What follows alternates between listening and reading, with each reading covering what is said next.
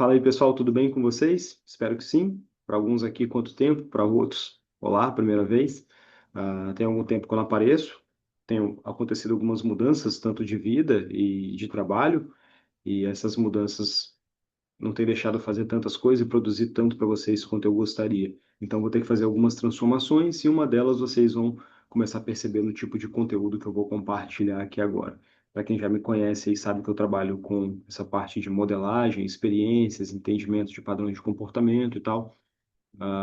E isso tem também gerado determinadas transformações, aberto um leque e buscado entender com profundidade experiências que muitas vezes vão passar batido, como essa que eu quero falar para vocês aqui agora, que é de suma importância e que não seria possível fazer uma modelagem completa com todos os elementos que a gente precisaria, porque ela não pode ser ignorada, ela não pode ser mais atrasada em termos de sua evidência e compartilhamento, que é o que eu quero fazer aqui agora para vocês. Eu escrevi um texto e busquei compartilhar, tem sido mais fácil escrever do que gravar, então busquei escrever e compartilhar ela lá no meu Substack, acho que é assim que fala. Vou deixar um link aqui depois para quem quiser ler, mas creio que até mesmo por uma capacidade de escrita não está ser uma coisa nova, não ter ficado tão claro, tão evidente, enfim. Então eu vou buscar pontuar especificamente essa experiência aqui agora e o porquê que para mim ela é tão crucial.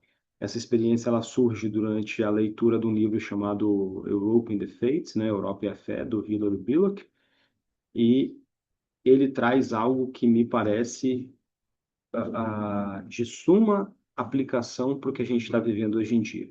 Só para contextualizar um pouquinho para vocês, ele vai fazer um paralelo, não, vai fazer um traçado histórico pegando desde o solo que compõe a Europa, vamos assim dizer, né, o início daquele Império Romano, vai falando das coisas que eles estavam, dos lugares que eles estavam conquistando, as suas batalhas, suas guerras, etc. e tal, como que se dava a sua relação com quem estava dentro do Império Romano, quanto que o Império Romano tinha uma unidade muito clara para todos que estavam debaixo das suas asas, qual que era a sua relação com quando eles batalhavam e praticamente sempre eles venciam as suas batalhas, como é que eles iam conquistando territórios, enfim.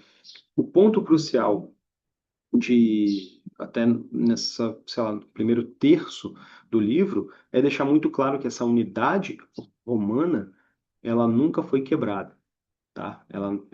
Todo mundo que brigava com alguma coisa dentro do império, brigava dentro do império, sabendo que não queria nunca, que não existia um contra o império, sabe? Não existia uma ideia contrária à nação, vamos assim dizer, e realmente uma nação, porque se a gente for pensar em termos de simbolismo, de unidade, isso era muito claro para quem fazia parte, e em classes completamente diferentes, desde quem estava lá em cima até quem estava, os homens livres relacionados aos seus senhores, aos escravos, aos sistemas de escravidão, etc. e tal. Então, isso daí era muito claro para eles e como que depois, ao longo do tempo, vão sendo integrados novos elementos, vão tendo mudanças nesse tipo de civilização, nessa civilização robusta europeia, né?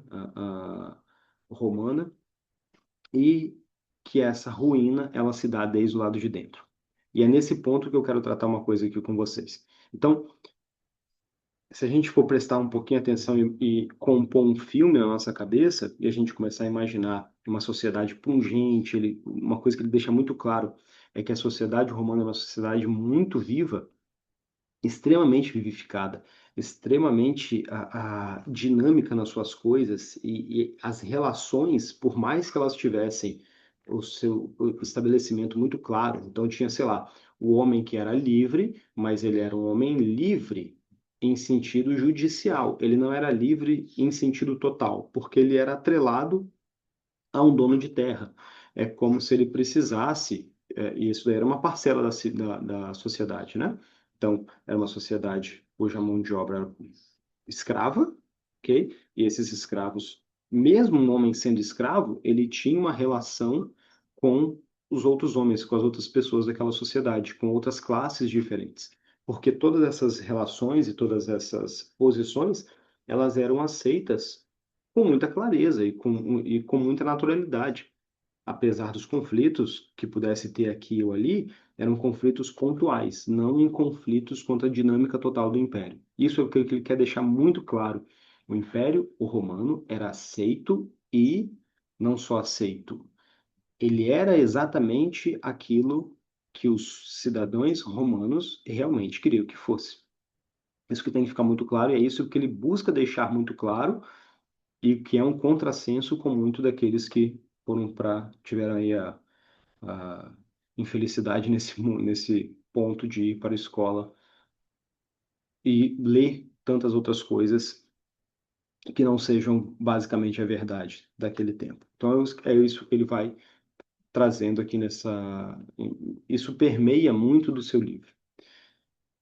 Quando começa a ruína, eles percebem que as atividades vivificantes daquela sociedade, as atividades principalmente de cunho criativo, então, as escritas, as criações em artes, os tipos de filosofia que surgem, que naturalmente surgiam, tinham muitos tipos de filosofia.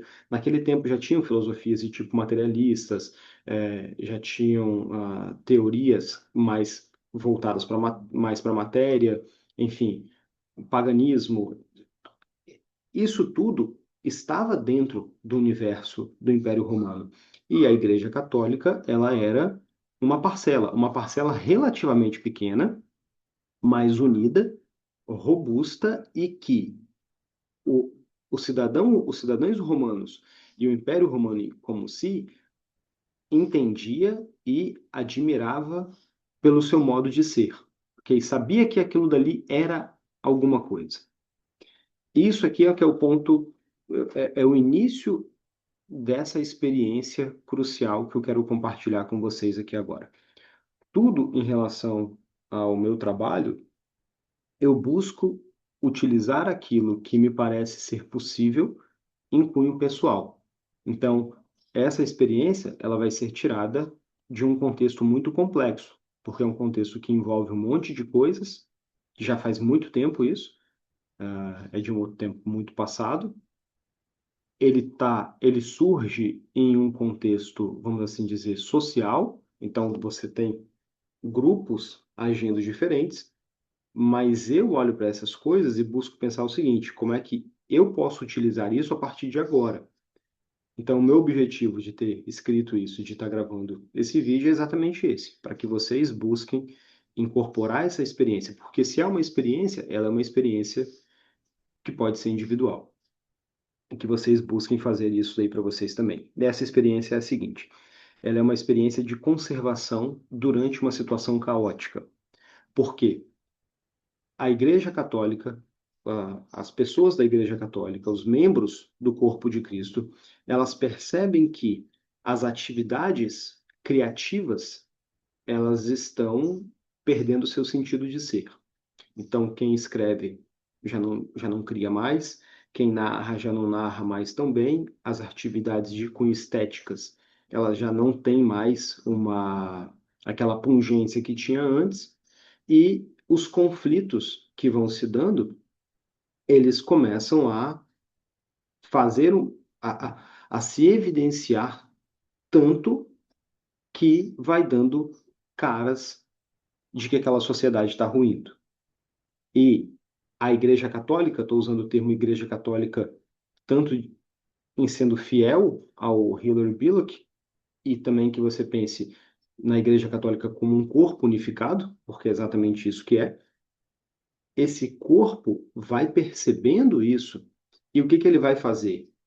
Ao invés de tentar aumentar o processo criativo, corrigir esse processo criativo, porque, obviamente, se nós não vamos ganhando conteúdo em termos de literatura, se nós não vamos tendo uma tradução das experiências da vida em termos filosóficos, ou seja, se aqueles que têm que funcionar como uma antena parabólica para a massa populacional não vão cumprindo o seu papel, é óbvio que você vai deixar um vácuo que não pode ser suprido por outras camadas. Não pode ser suprido por uma camada política, não pode ser suprida por uma festividade, ou algum tipo de entretenimento.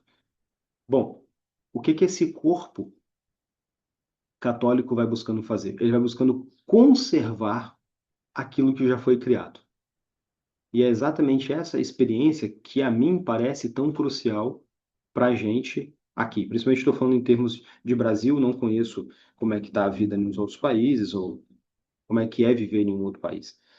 Então, o Brasil, eu sinto que nós temos, e não sei se você sente a mesma coisa, né? Se você não sente, ou tem uma coisa muito errada comigo e com outras pessoas, ou tem uma coisa muito errada com você.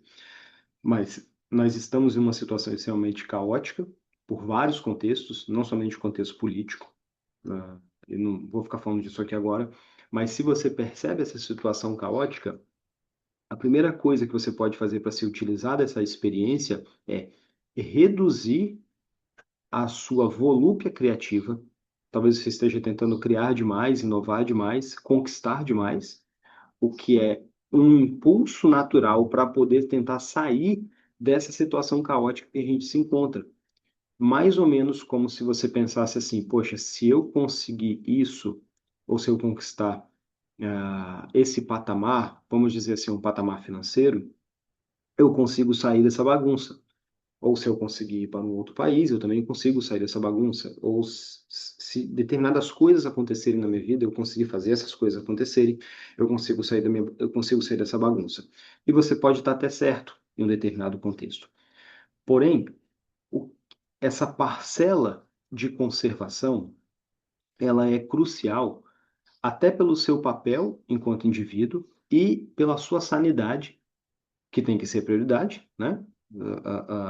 Uma pessoa maluca tentando tratar de pessoas não tão malucas ou até mesmo sãs, vira aquele Simão Bacamarte lá do Machado de Assis, né? Então é mais ou menos alienista ali. Se você fica na volúpia de conquistar e de criar e de criar e de criar e de querer cada vez mais, então você começa a participar dessa situação caótica e a desordem começa a te vencer. Falemos disso aqui, talvez um pouco mais a fundo em outro momento. O que que essa experiência vai trazendo, que eu vou chamar ela, eu chamei ela e vou continuar chamando ela de conservação no caos. É exatamente você conservar as coisas que já foram conquistadas, tanto conquistadas por você, o que são muito poucas, nossa conquista pessoal é uma conquista muito reduzida, e principalmente uma clareza e conquista em termos de o que as grandes pessoas da humanidade conquistaram. Então, é preciso revivificar, ou até mesmo vivificar, acessando isso, para tentar saber aquilo que os grandes nomes e as grandes pessoas de todos os tempos sempre souberam. O que que é fundamental em termos de por que que isso aconteceu naquele período, e aí eu vou falar como é que eu tenho um pouco de como é que eu faço isso e que talvez isso aqui funcione para você, porque essa conservação ela se dá através da Igreja Católica, que começa a reunir os escritos, a reunir as coisas que tinham sido bem produzidas e guardá-las, ok? Guardá-las e conservá-las com as pessoas certas.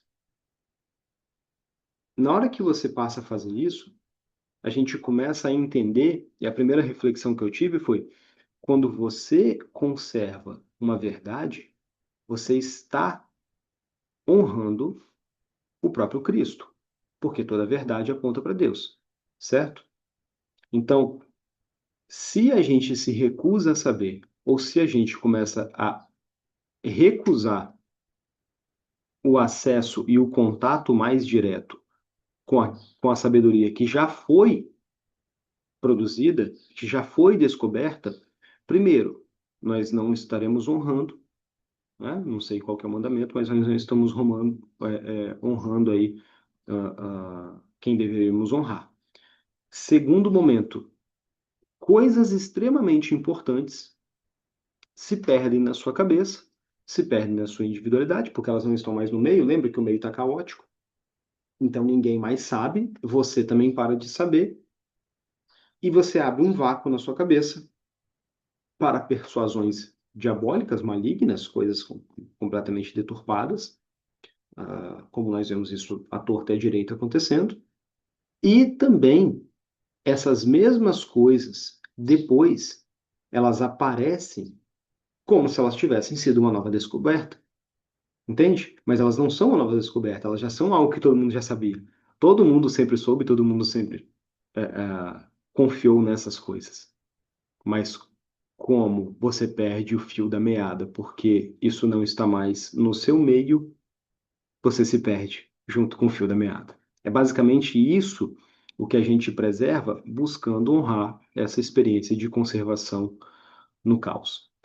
Assim como no texto, não sei se isso aqui ficou tão claro, mas se você entender isso, e se você conseguir experimentar isso, você tem que buscar perceber que esse conhecimento e essas coisas que são pungentes de vida,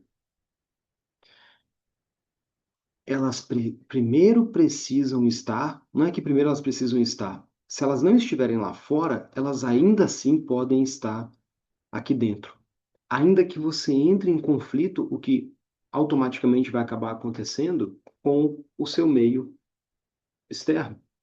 Mas isso estando conservado dentro de você, você acaba ganhando uma vantagem pessoal e futuramente aí, quem sabe, para poder colaborar de uma forma ou de outra com relação a isso, tá bom? Então, essa daqui é a experiência de conservação no caos, ela fica muito evidente aí nesse livro do Hilary Billock, e eu achei magnífico. Tem uma parte em que ele faz quando ele vai fazer a descrição da Igreja Católica e que ele coloca de uma forma muito simples, mas muito bonita, né? Você tem o que todo mundo sempre fez, desde que tem os primeiros relatos, desde, sei lá, 50 depois de Cristo, até os dias de hoje, né? O mesmo ritual principal, a mesma conservação principal, que todo mundo que já foi numa missa sabe exatamente qual que é. Então, isso sendo conservado, você deposita a sua confiança em algo que fura a sua bolha temporal, que te enche de vida e que, ao te encher de vida, pode te permitir conservar algum estado de sanidade no meio dessa loucura caótica. Então, é isso que eu queria compartilhar aqui com vocês. Se te ajudar de alguma forma, que bom. Até mais.